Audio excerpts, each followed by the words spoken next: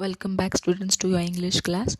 So we have finished with the 2 chapters which already came for the unit test, and so now we are on the 3rd chapter, page number 12 of your English textbook. So this is not any chapter, this is a poem, and the name of the poem is The Pilgrim. So today we are only going to see the explanation exercise, that is warming up and and this English workshop and all, that we'll see later. Today we are just going to see the explanation part. So let's start with the explanation of the poem. The name of the poem is The Pilgrim. So let's start. A pilgrim going. Now before starting the explanation, let me tell you, see, at the end of the poem, there is the word that is written over there is anonymous.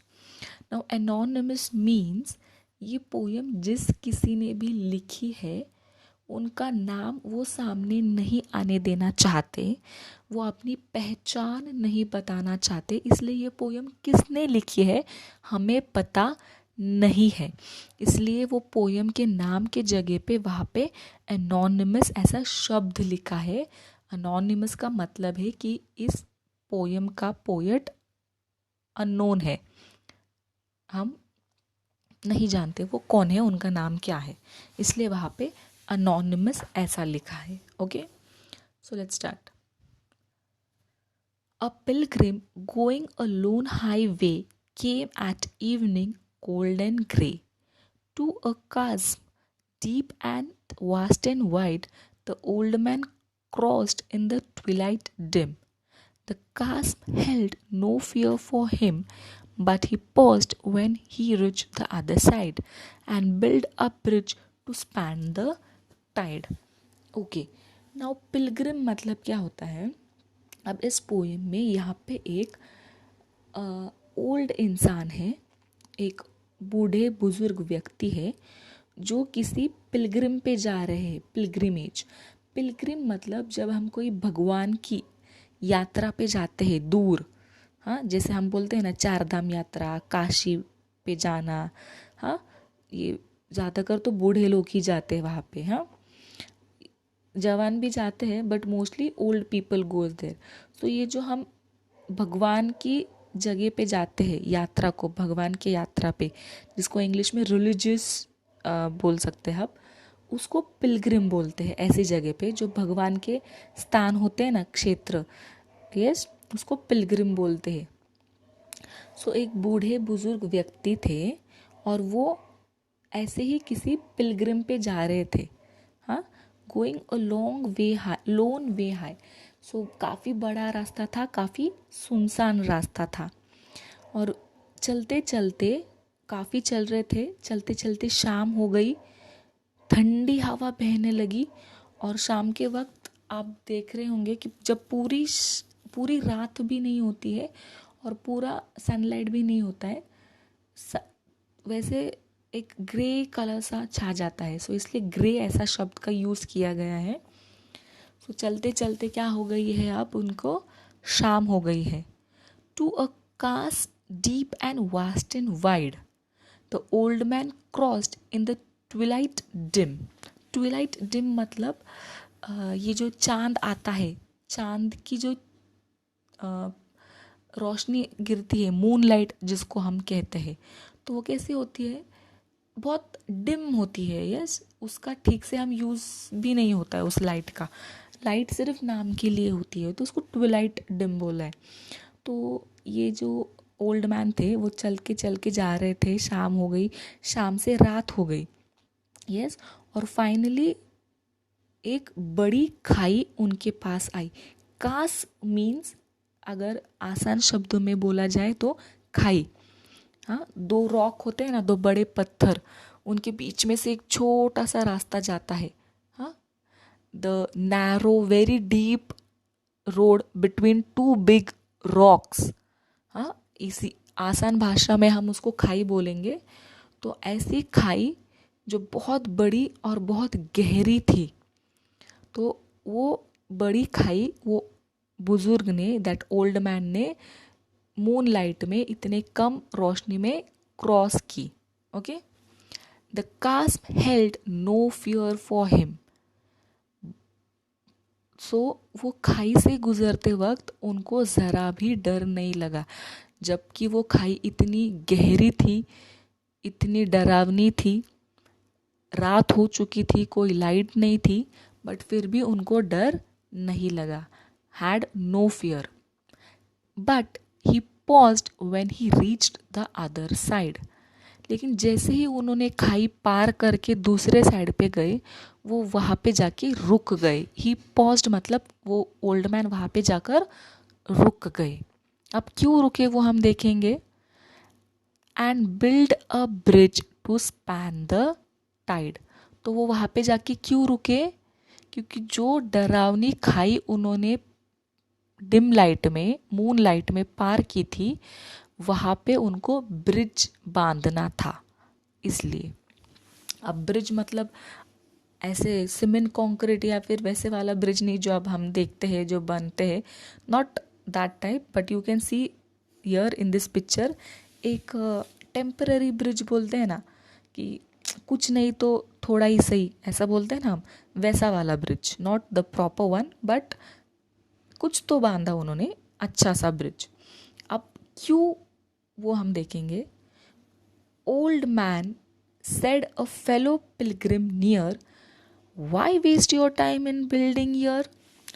So ये जो पहले old man हमने देखे जो Pilgrim पे जा रहे थे, तो उनके साथ साथ और एक भी फेलो मतलब साथ चलने वाले, तो उसी रास्ते पे एक और एक भी ओल्ड थे फेलो लोग, मतलब उसी रास्ते से गुजरने वाले.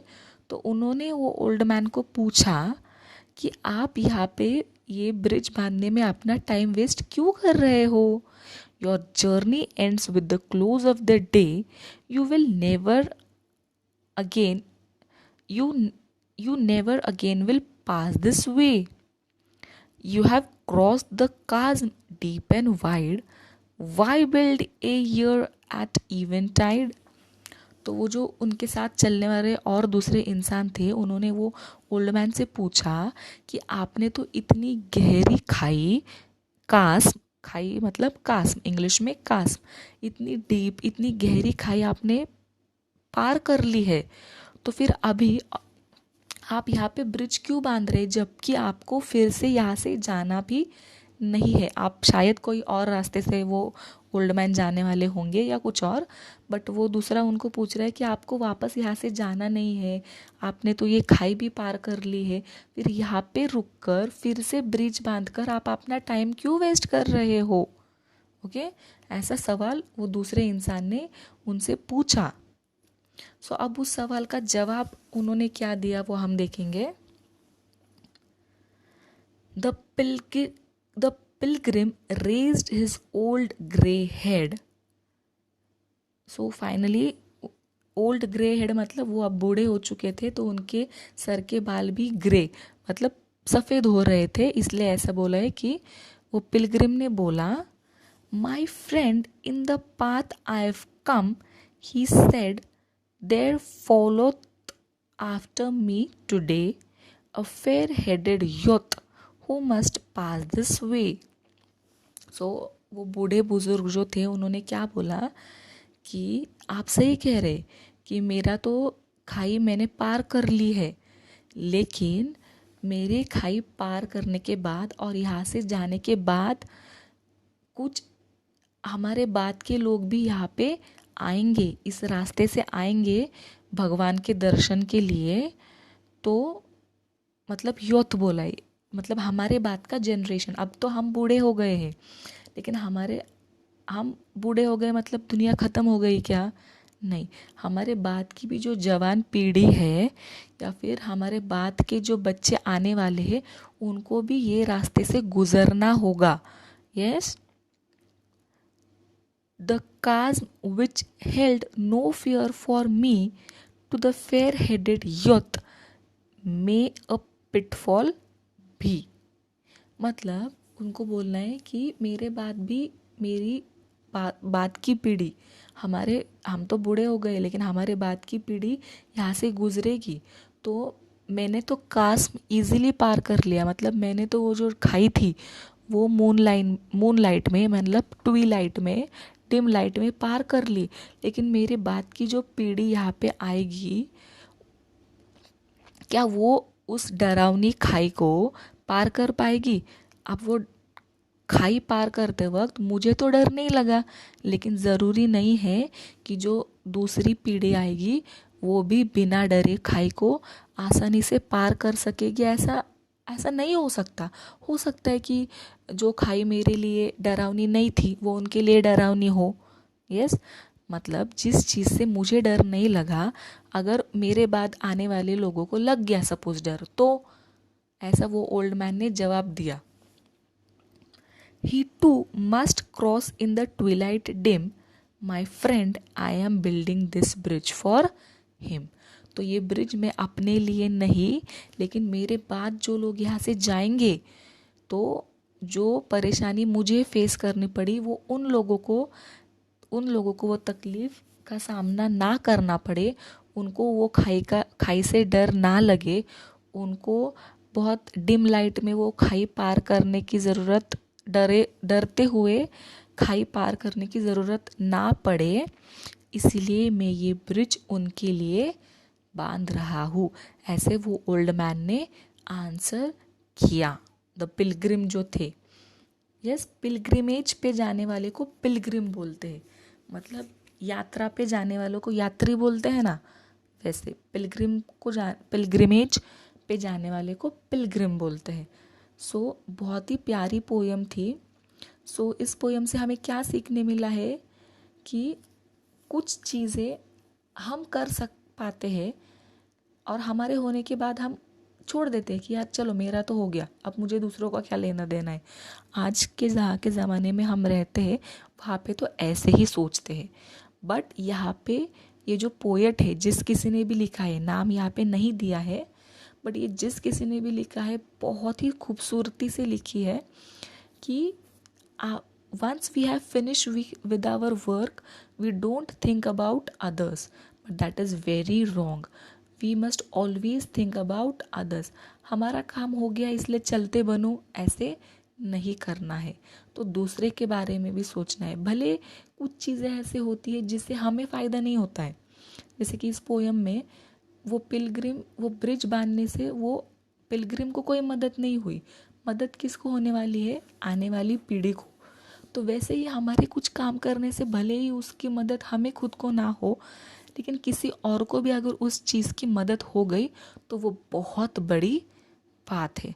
तो यही सीख हमको इस पोयम से सीखनी है कि help others what ever the situation is, whether it is helpful for you or not, but try helping and try thinking for others. So I hope आपको सबको ये पोयम समझ आ गई है। अभी इसका ये जो वार्मिंग अप पार्ट है और ये जो वर्कशॉप है वो मैं उसके क्वेश्चन एंड आंसर्स आपको व्हाट्सएप पे भेजती हूँ। आप उसको आपके नोटबुक में कॉपी कर लो ताकि थर्ड चैप्टर भी हो जाए, and then in the next class will start with the fourth.